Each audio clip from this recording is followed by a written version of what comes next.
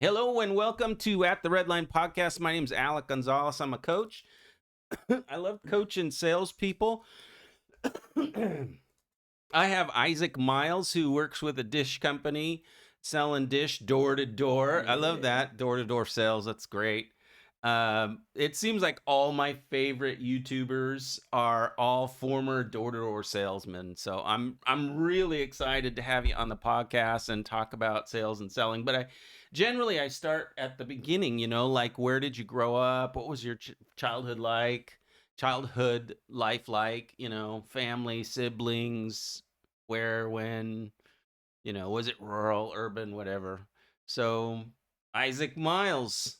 Wahoo, let's go. Thanks for having me. Yeah. I'm excited as well. I grew up Springville, Utah.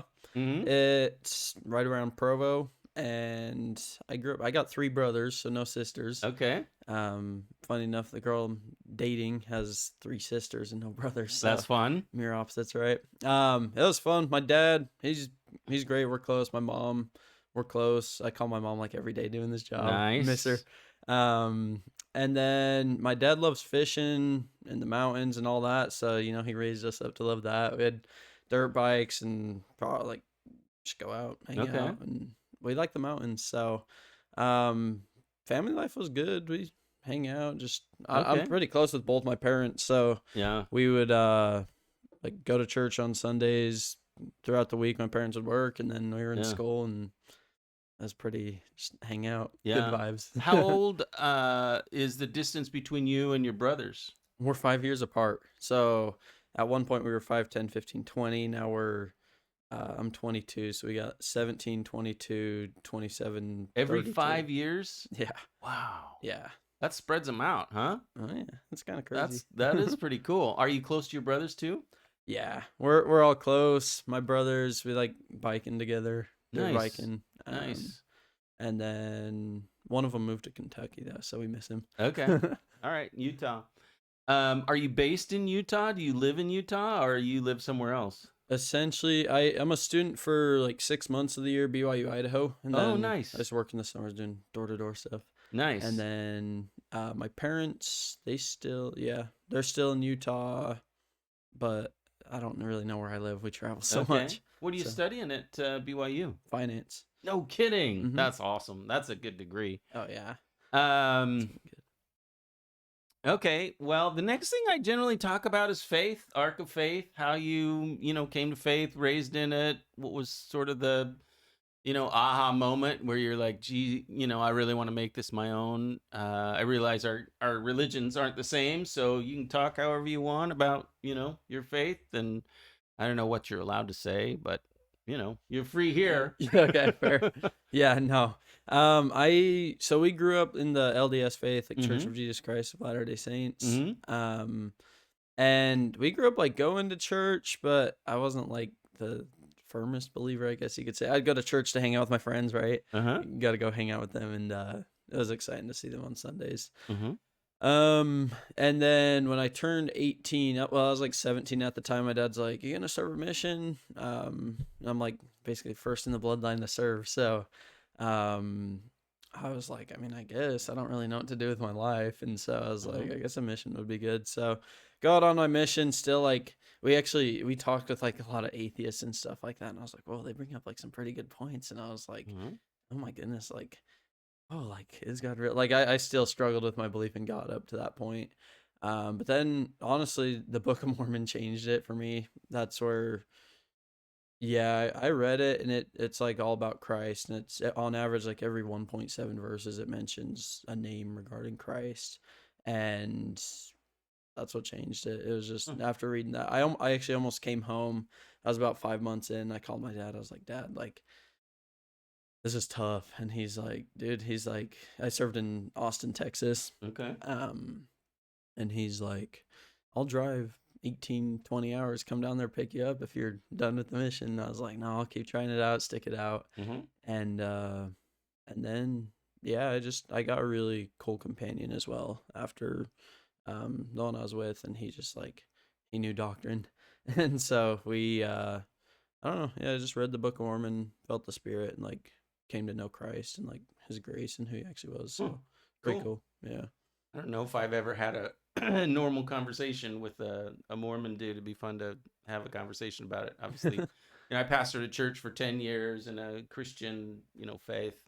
So, yeah, I just don't know very much about it. Never really studied it. Most of the people I talk to that are Mormon are, trying to convert me. So the Come to conversation is church. really, really, awkward and doesn't really work out very well. I do a lot of street evangelism, so I know what it's like to share the gospel, but usually I don't have much opportunity with Mormon folk. So Oh, anyway, that's cool. okay, well, the next thing I generally like to ask about is trouble and trial difficulty and how it shaped you. So many of us have gone through hardship. Of course, you're 22 years old, so I don't know how much trouble you've actually faced, but I would say that probably the best teacher in life is trouble and difficulty, is why cold calling is so effective, Mhm. because it teaches you so well some of the things that are really important in sales and selling. But I wonder if you can talk about how difficulty has shaped some of who you are. Yeah. Um, I honestly am like, I don't know. I handle like rejection, difficulty, a lot of that well, so it doesn't seem like as difficult, I guess you could say. Yeah? Um, but honestly, I was thinking, like growing up, I really didn't have. Maybe it's because I'm only 22, Well, but yeah, you're real young. I'm a Yeah. youngin. But I don't feel like I've had like terrible ton. I mean, like crap happens when you're young, but you just take it and move on, Yeah. essentially. And Okay. so it's just like, yeah, I mean, I can say when I first started sales, I was going to college. I got back from my mission, and then my dad's like, he was not fond of the idea of doing pest control last year, and he's like, no, like I think it's a bad decision you're making with your life. Uh-huh. You should go back to college, all this stuff. So it was kind of hard to be like, no, I'm gonna like make my own decision and just do it and try it, Good. and like Good. it worked out good. Now he's like, all right, sales is all right. Yeah. That was probably something that was recent that was hard. As far as like other stuff, I did have, it was kind of sad story. My mission trainer actually took his own life a couple, like 4 or 5 months ago. So I bawled my eyes out. Oh Um, man, I'm so sorry. yeah, no, it's good now. Like even that like took like 2 weeks. Yeah. Cried a ton. Now I'm just like, well, it's life. Like Yeah. it moves on. So, I think that's probably how it shaped me. Is just made me realize that things that are bad that happen are only temporary. Yeah. That's good. That's Yeah. good. That's good learning. Yeah. The next thing is, I'm a life coach and I love coaching salespeople, mostly because they just, they understand motivation and getting better and having good mindsets and setting goals and all this stuff. But most people haven't actually had a coach. But generally, there are people in our lives that have noticed us, they paid attention, they encouraged us along the way. I wonder if there's someone like that in your short life. Definitely my mom. Yeah? Yeah. I Nice. love her. I call her every day. She's the type that's like, if I'm like, for instance, I called her a couple days ago and I was like, hey, I think I'm going to stay out like another probably like 2 months and then go back to school in January. And she's like, oh yeah, like this sounds great. Go make more money. Oh, that's awesome. Um, she's my day one. She's just supporter. She's down for anything. She wants us to try new things. That's cool. Um, she's just cool. She's a That's good mom. awesome. That's awesome. Uh, it's funny, people answer dad, Oh, really? but I My don't dad's know. great too. I don't know how much, and I keep expecting people to say my teacher when I was in fourth grade, but that's so rare. That's funny. Um, okay. Let's talk about the sales process. What do you love about it? What do you think is something that you just accelerate at and feel like you're super confident and doing well? And let's talk about it. Okay. Um, to preface, I love sleep, so I sleep a lot when I'm not on the doors. It's I I sleep a lot, and that sets up like the whole sales process. Because when I have rest, then I can like get everything out that I need That to. is such a good.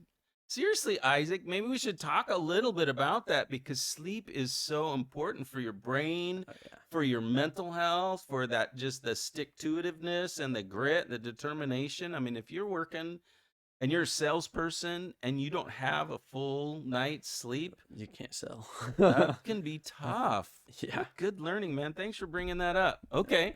Caffeine also helps. Yeah. Yeah. Put it down, and that I think there's like, yeah, three big things. Number one, sleep. I probably sleep like, and my team knows me as just the guy that sleeps. Like I probably sleep like 10, yeah, probably like 10 hours a day. Super nice. Wake up. I wait a couple hours before I drink some caffeine. And then third, just work ethic. Just get out there and do it. Yeah.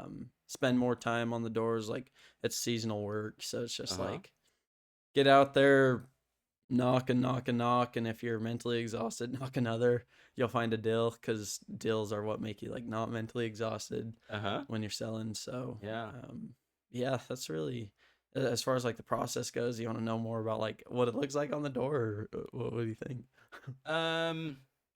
Tell me something that you enjoy about the sales process, and then let's just sort of dive into it. Okay. Something I love is probably just talking with people. I grew up like, yeah, so my childhood previously, I grew up as the guy who like, if there was an activity or something, I'd always like go knock a couple doors, find my friend, be like, hey, like let's go down here. They're having this going on. So I think I love that, just interacting with people, getting to know like them, who they are. And I've learned about sales, like it's very genuine. So be more genuine than like robotic, and it's a lot better. How do you break the ice? How do you sort of emotionally deal? For me, I do cold calling, I do telemarketing. Yeah. And in my work, I like doing telemarketing because I don't want to go drive around. And so but that moment where you have to wait for that person to answer the phone or answer the door, that's a tricky moment, I think. How do you deal with that sort of moment just before the door opens, or while you're waiting? You can hear they're in there and your brain is, sort of firing. What's going on with you? How do you deal with it? I honestly make it blank. I look at the wall, so they'll be like, if the door's right here in front of me, I look this way, and then I just stare at the wall. And once they open the door, I look back and I go, "We made it," and they're like, "Huh?" Like, that is a good pattern interruption. You know about pattern interruption? Oh, yeah. That is awesome. We made it. Good. That's good too. We have like their name, so then when they're like, "You made it for what? Like, who are you?" And if they're like jerks too, then I'm like, "Oh, like it's the Johnsons, right?" And then they're like, "Oh, like yeah, like he's meant to be here." Yeah. And then they're like, "Yeah, so what's up?" And then I tell them what I'm doing. They're just like, "Oh, like I don't know, it works out pretty good. That's It's different good. different than all the other guys that solicit. And they're, hey, I'm here with this person. Like it's just all the same." So That's good. yeah. Yeah, pattern interrupt. Jeremy Minor. I don't know if you've seen anything from that guy, but he's just brilliant. Now everybody's talking about pattern interrupt, but cold calling's it's really good for that. So that's a good opener. Oh yeah. Well, that's good. All right. So tell me something that you feel like you need to improve on, something that you feel like you need to get better, whether it's answering objections, asking for referrals, closing. I don't know. Probably asking for referrals could be good. I've mentioned it a couple times, but A couple times. yeah, probably literally only on like 3 of the doors. Get out of town. I figure I tell you, it's the golden freaking goose, man. No. Yeah, I need to ask for more referrals. What do you think's stopping you? Just haven't thought about it enough. Oh, man. Just the words to say it. Oh, maybe we can work on that. Yeah. I'll make that a goal today. Every door I'm on, I'll say, Oh, hey, yeah. if you know For someone, sure. I'll do that. Everybody has friends, they all watch TV. Yeah, that's true. They all have my number too. So Yeah. it's like, honestly, I'll probably ask for more referrals. Yeah, I mean, probably sometimes I get excited, so maybe just slowing down a little. Yeah, that's pretty much it. We've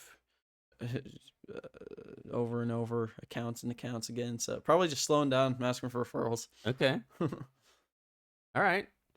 Well, tell us about your company, who you work for. Let's go ahead and do a pitch. One of the things I like, I don't know if you've ever heard of Story Brand.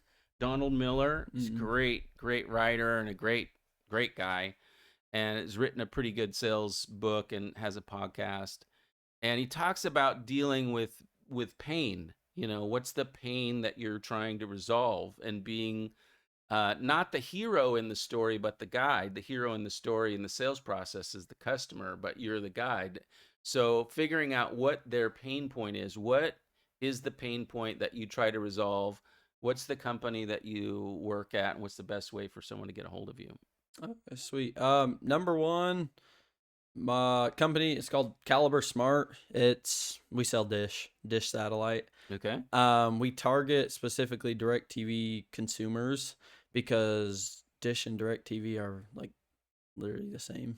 Okay. They're like, yeah, they're competitors, but they're the same. Uh-huh. They actually tried to merge a couple of years ago because they're so similar. So, but yeah, so we target DirecTV people. The pain, there's two big things. Number one, old equipment. They have old boxes, they have cutouts, they have freezing, they have buffering, pixelation, all this stuff on their old boxes.